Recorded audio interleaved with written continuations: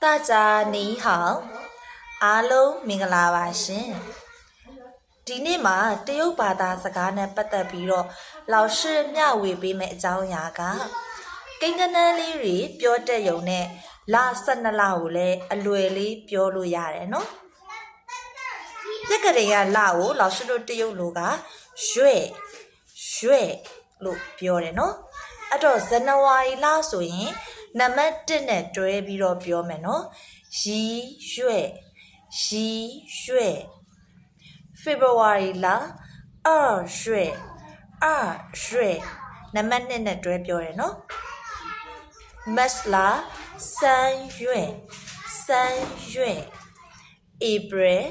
4ရွှဲမေ5ရွှဲဇွန်6ရွှဲဇူလိုင်7ရွှဲဩဂတ်8ရွှဲစက်တင်ဘာ3ရွှဲ